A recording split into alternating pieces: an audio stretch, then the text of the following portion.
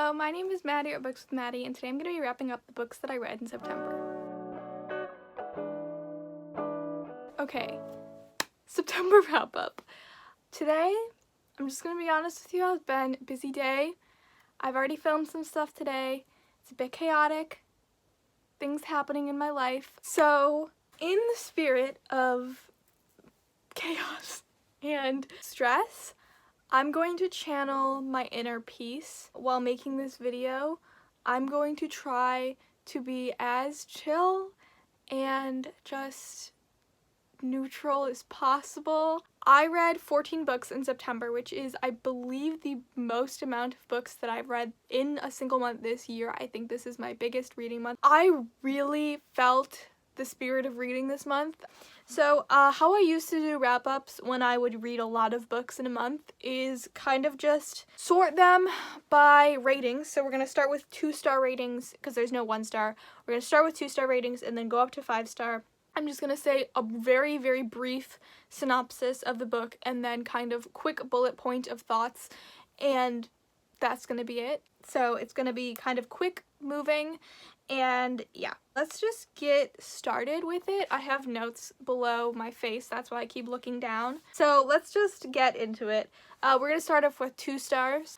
So the first one is Titus Andronicus by Shakespeare. I read this. I'm taking a Shakespeare class this semester. Against my will, I have to take it to be an English major, and at this point I can't change, so I had to take a Shakespeare class. In case anybody's wondering, no, I'm not enjoying it. I don't like Shakespeare. Don't ask me anymore to expand on that opinion. I don't like him. But this one, this play by Shakespeare, I especially disliked. Like, I can tolerate a good Hamlet, a good Macbeth. This one I could not tolerate. If you're not aware what Titus Andronicus is about, it's one of the historical play of Shakespeare. Basically, it takes place right before the fall of the Roman Empire. It kind of talks about power struggle and family relationships and how those tie into each other. Also, like, has a lot of patriarchal undertones about how the passing of power goes. This is one of Shakespeare's, if not Shakespeare's, most brutal play. There's like 15 deaths. People get baked into pies, somebody gets buried alive, there's like 4 different rapes, like, it is intense. I gave this 2 stars because it just wasn't for me. It wasn't even just like the violence and the gore wasn't for me, I just found it annoying. It's kind of a reflection of history to me when you look at these plays that reflect beliefs of a certain time period, whether those are Roman or Shakespearean beliefs. I just wonder why we let men be in charge of anything. Imagine how different our world would look if women and men had equal opportunity to rule. The entire thing was just a performance of masculinity, and to think about all of the deaths that have been caused by performed masculinity, it makes you think. It just wasted my time overall. I didn't learn anything new, except that I don't like Shakespeare, and I already knew that. I'm just really not vibing with my hair right now. Sorry, it's gonna change like 12 times. I think I'm projecting my own stress onto my hair, but it's now up. So let's just continue. We're done with Titus Andronicus. We're not talking about that anymore. Next 2-star book is a book called Little Ways to Keep Calm and Carry On. Is that what it's called? I have it. Let me find it. Little Ways to Keep Calm and Carry On. 20 Lessons for Managing Worry, Anxiety, and Fear by Mark A. Reineck. I have read this for Deck of TBR. It was like a random number generated book. I was gifted this book because I'm a stressed person. I gave it 2 stars. It was nothing groundbreaking, nothing exciting. I think, if anything, it had vibes of, like, if you're sad, just smile. Like, I don't think any of the lessons were really useful to somebody who deals with, like, chronic anxiety or an anxiety or depressive disorder. I think it was more how to manage, like, everyday kind of stress at a normal level. But to me, it seemed like these things were all like super common sense, and now I'm taking off my anxiety on my shirt because now this collar looks weird. I think that was all of my thoughts on this little book, though. I mean, I would recommend it to somebody who just has like maybe everyday type of stress situation, but for somebody who has like a chronic anxiety or depressive disorder, I wouldn't really recommend this. I don't think it's very helpful. That was my personal opinion. It could be really helpful to other people. I don't know. Those are my thoughts. Moving on to 3-star books. That was all the 2 stars. We're now going to talk about Before the Coffee Gets Cold. So this is a short story collection. It has 4 short stories in it. Each of them take place in the same setting, the same coffee shop, and with the same people, kind of. Basically the premise of this book is that in this coffee shop there's a certain table that you can sit at which will allow you to go back in time to a moment and you can live that moment. But there are lots of rules, such as you have to be sitting in a specific seat for this to occur. You can only go back in time to the coffee shop, so it's not like you could transport back in time to somewhere of your choosing. So it has to be a moment that you were previously in the coffee shop. There's lots of rules like that. I actually really liked the structure of the rules. I know there were some people who found that like it limited the book, but I thought that was really cool how there was like rules that you had to follow and it wasn't just like you could do it like that. I did only give this 3 stars. I thought it was really beautiful and moving, but the writing style like super wasn't for me. I listened to this on audio and I think that if I hadn't, I would have found myself like skipping and skimming through a lot of parts. There was just a lot of like really detailed narrative and really long explanations and a lot of repetition. I believe this book is a translation, so I wouldn't be surprised if that affected the way that this writing style came across. But overall, this was a 3-star book for me. It was really solid. The idea was great, but I think the execution was a little bit poor or weak, in my opinion. Moving on to the next book is My Antonia by Willa Cather. This is like a classic. It was written in the early 1900s, I believe. It is an American realist novel. Here's what it looks like. I don't know that anybody really cares to hear my thoughts on My Antonia, but I will give them to you very quickly. I read this for my American realism class. This is basically about a boy named Jim, and it follows him through different stages of life. He grows up in a farm with this girl named Antonia, who is an immigrant from Bohemia, and her family is kind of just figuring out how to survive in America. There's a lot of commentary on life and love and loss and friendship and immigration and early 1900s farm life, things like that. It is a classic, so, you know, it's not super, I don't know how to describe what I'm trying to say. It's not like, feels like it's not trying to entertain you, which is not a insult to the book. I feel like it's very self-sustaining, kind of like how I would describe Pond by Claire Louise Bennett. It kind of speaks for itself in a way. It's a very subtle novel. Didn't love the writing style. It was very description heavy, which is characteristic of the time period that Willa Cather would have written it in. I don't know if it's worth your time. As far as classics go, I think there are better classics. I think there are worse classics. It's a 3-star book. I don't know what to tell you. If you're interested in hearing that really heavy commentary on farm life in the early 1900s and this like really deep and heartfelt friendship, this could be for you. Feel free to do whatever you want in regards to that book.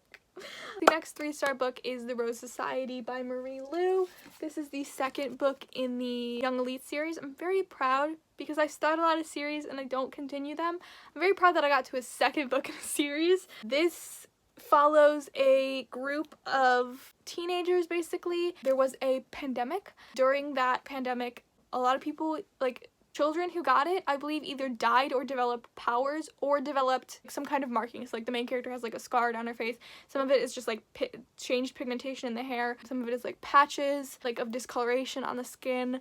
Those people are called Malfettos. But if the Malfetto has superpowers, I don't know, some kind of power, they're called the Young Elite. And that's basically just a person who was a child during the pandemic, then became a Malfetto, then discovered they had powers. This follows Adelina, who basically discovers she's the Young Elite. In the 1st book, she finds this group called the Daggers, which is a group of young elites. She becomes friends with them, and then it kind of goes from there. I can't really say what happens in the 2nd book because that would be major spoilers. I gave this 3 stars. I think I gave the Young Elites 4 stars. This was definitely kind of had 2nd book syndrome to me. I think Marie Lu's strength is driven in characters, and I think she went a little bit plot heavy in this one. And I had one more thought. Oh, really cool trope in this book is morally gray.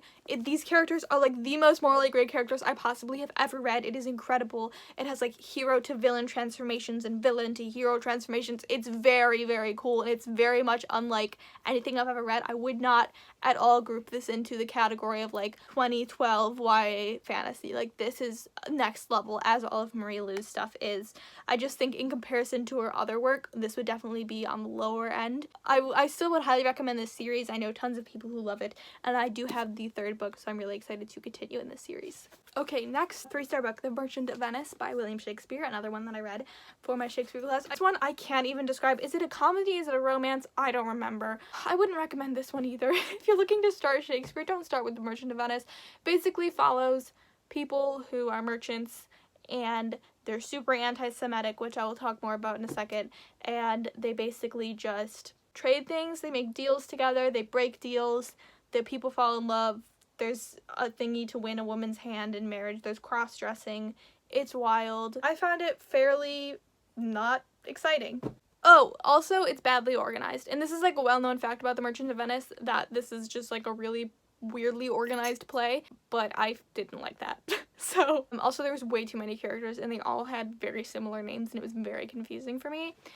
Lastly, what I will say about The Merchant of Venice is that, like, the characters in it are super anti-Semitic, and obviously if it was, like, blatantly anti-Semitic, I would give it 1 star. I actually learned the historical context of The Merchant of Venice and how there was a lot of, like, people wanting more religious tolerance in this time, so perhaps what Shakespeare was doing was reflecting the religious intolerance of the people back onto them to show them how horrible it was. There are scholars that are on both sides, that this is 100% anti-Semitic or this is 100% pro-religious tolerance.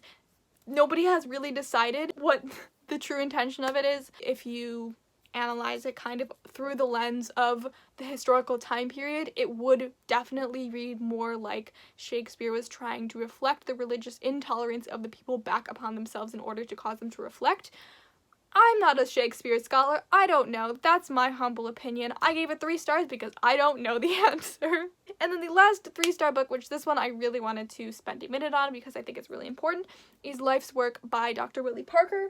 This is Life's Work or a Moral Argument for Choice. This is a book about abortion and the kind of pro-life, pro-choice debate. I'm going to be substituting the word anti-abortion instead of pro-life because I don't think pro-life is an appropriate word for what that side is doing. So this basically is written by a doctor, Dr. Willie Parker, who is an abortion doctor. He's also a Christian, and it basically tracks his reasoning for being an abortion doctor and a Christian, and how he believes that the Christian thing to do is to supply abortions to people who need them. I'm not going to get into detail about what his argument is. I think that I don't want to put words in his mouth in a way. I agreed with his arguments, by the way. The arguments for it being Christian and pro-choice, like, I agree that women should be able to get the healthcare that they need, or anybody who needs an abortion should have ready, legal, affordable, safe access to abortions.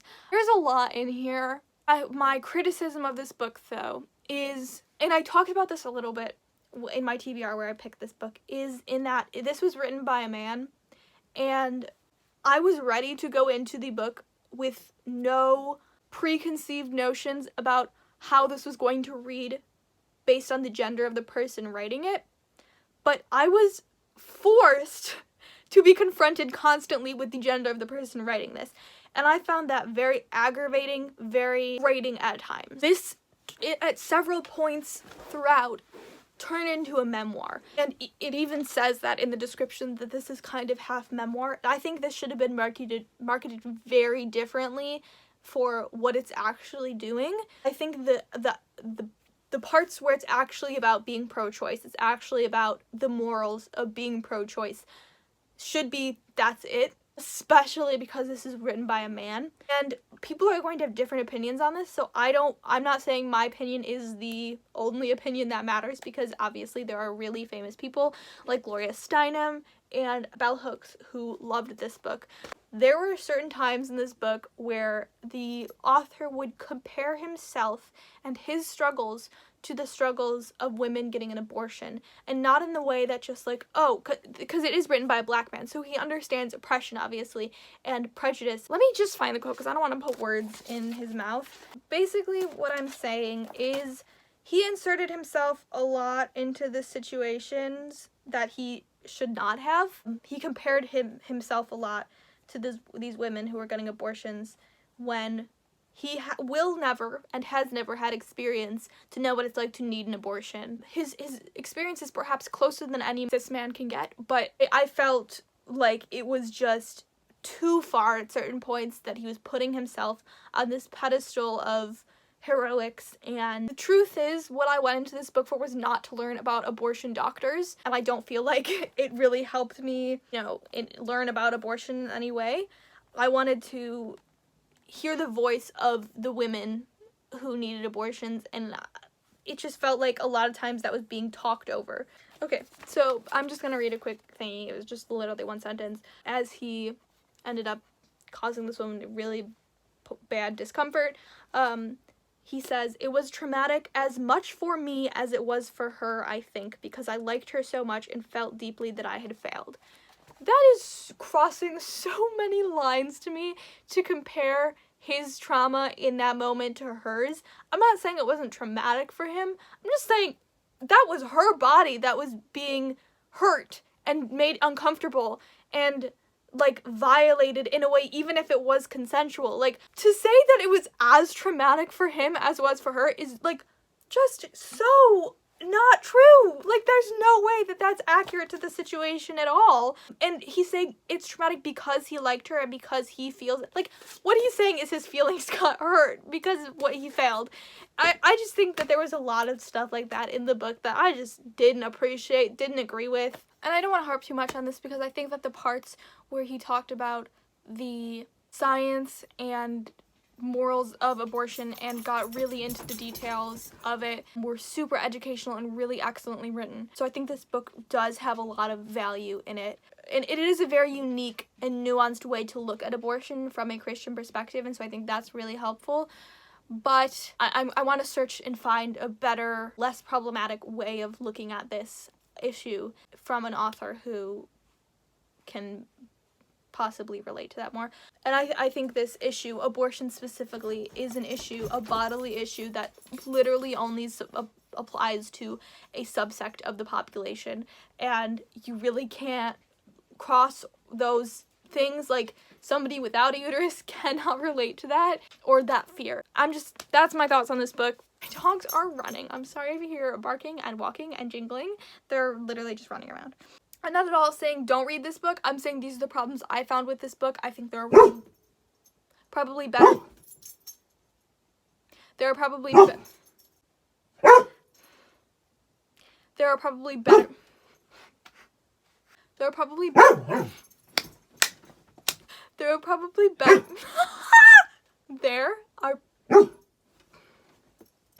are probably better narratives for this situation that can be read. I will continue to search for them and let you know what I think. I'm gonna keep going now.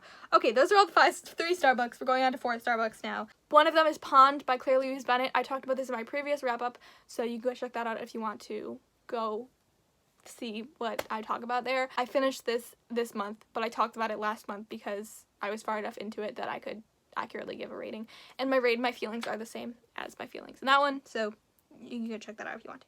Next, we have A Court of Wings and Ruin by Sarah J. Maas. I gave this 4 stars, y'all. Somebody clap. Because I read a Sarah J. Maas book and gave it more than 3 stars. Who would have thought? This, I think, is the best one that I've read so far. And I've read A Court of Thorns and Roses, A Court of Mist and Fury, A Court of Rings and Ruin, and I think A Court of Rings and Ruin is the best one. I think it had the perfect balance of plot and character development and romance and all those things. Like, I think this one was the best balanced. I think the first 2 were too romance heavy, too relationship focused, too character focused. There wasn't enough plot. There was like plot, but it just wasn't focused on enough. I think this one has a really, really good balance, and I really loved it. That's literally all I have to say. I do have that Sarah J. Maas vlog coming out. I keep telling y'all about. It's coming. I just have to edit it. I don't want to. Next, we have The Wife Upstairs. I'm actually giving this 3.5 stars, not 4 stars or 3 stars, 3.5. I probably should have talked about this in between, but it's fine. This is a Jane Eyre thriller retelling, so The Wife Upstairs referencing Bertha Mason and Jane Eyre. It's a thriller retelling. I didn't find it as much of a thriller as a mystery. Maybe it was a thriller. I don't know. It was more mysterious vibes. I don't really know what the difference is. I don't read a ton of mystery and thrillers, so I don't really have the authority to speak on this, I feel, because I don't read enough of the genre. The first half of it, I found it was a little bit slow, a little bit dragging. It read like a contemporary for a while.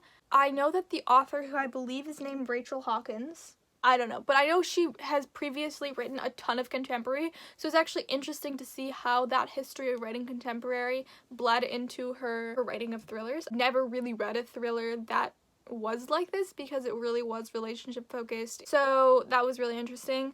It had a really interesting alignment with the book. Jane Eyre is one of my favorite books. It's my favorite classic of all time, but also one of my favorite books of all time, and I think the way the characters aligned with the characters in Jane Eyre was really, really interesting. The ending was really, really interesting with how it aligned with Jane Eyre, and it also really did keep my attention for pretty much the whole book, even though the first half was kind of weird because it was more contemporary, but it really did. The pacing was weird though, but I think the pacing didn't affect how fast I read it or how interested I was in it, but it was a little bit wonky in my opinion. That's pretty much it though. I would recommend it if you're looking for a good Jane Eyre retelling. There would be things that I would choose differently if I were to write this book, but I think it's really interesting. And then my last 4-star book, no, I have 2 more. I didn't finish these notes, that's what's happening. Next, I read The Wrath and the Dawn by Renee Ahdieh. This is a 1001 Arabian Nights retelling? Is it 1000 or 1001? I just realized I haven't been holding up books, and that's kind of sad. I'm gonna hold up The Wrath and the Dawn. This, what was I saying? What is he called? Caliph. The Caliph of Khorasan. He takes a new wife every single night, and in the morning, she is dead. So, that's wild. And this girl, Shahrazad, maybe is how you pronounce her name. She volunteers, and she's the first person to ever volunteer to be his wife, and all of a sudden she's alive the next day, and everybody's like, how did this happen? Kind of goes into how that happens, and then things like that. I'm burning out if you can't tell. This book has a ton of hype, and I don't think it deserves the hype. A hot take.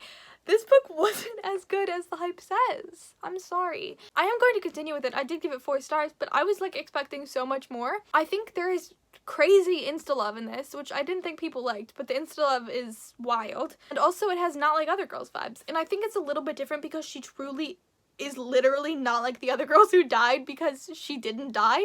So it's a little bit weird of like, well, she literally is not like those other girls who died. So it's like a weird balance of like how much of it is like I'm not like other girls and how much of it is literally she's not like the other people who came because she's a little bit different, because everybody's a little bit different. I don't know. That's up for debate. And then the things that I liked about it though was the writing was beautiful. I loved the dialogue between the characters. It was beautiful. And also, I think the pacing was excellent. It was very, very fast-paced, and I love a fast-paced YA fantasy. Okay, so next I read The Marrow of Tradition by Charles Chestnut. I read this for my American Realism class. I believe this was published in the late 1960s, but it was kind of more recently, like, rediscovered. Charles Chestnut was a Black author in like, the 1960s, and when he wrote this, it originally, like, wasn't very popular because he was Black in the 1960s.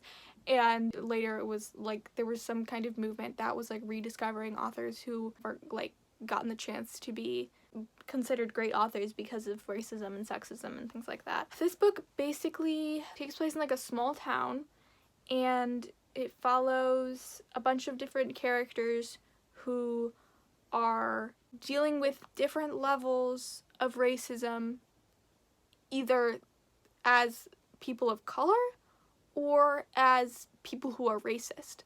And it's kind of just an exploration of racism and how it is systemic and historically infused into our culture.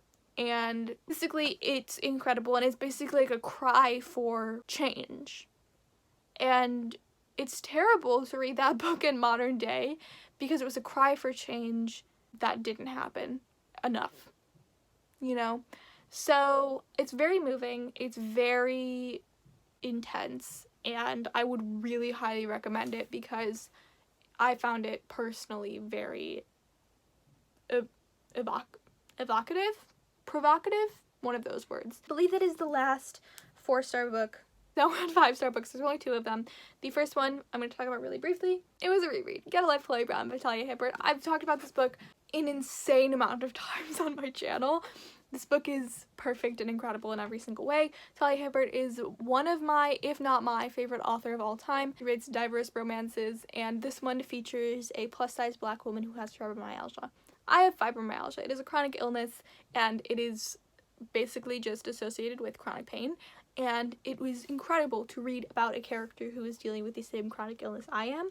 It is a testament to the importance of representation, and not just gender and racial representation, but the full spectrum of representation in illness and mental illness, physical illness, size differences, age. I mean, this one doesn't have age differences in it, and that's a whole different genre of romance, but I just mean like religious, there's a whole spectrum of intersectionality is what I'm trying to say, and this taps into that spectrum of intersectionality in a way that a lot of other diverse books don't really do.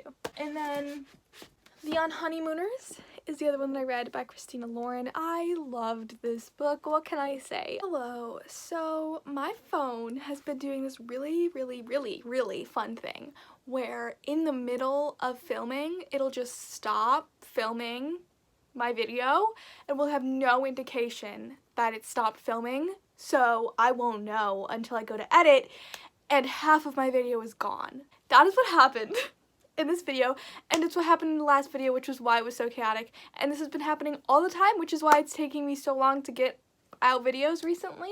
Luckily in this one, it was only the ending of the video, so I only have one more book to wrap up, and then I will be done, and then it's the outro. That's all I missed, but that's what's been happening. So I gave this 5 stars. It was excellent. This is a summary romance, not super appropriate for the season that we're in currently, but I was super highly anticipating this book and I wanted to get it in this year.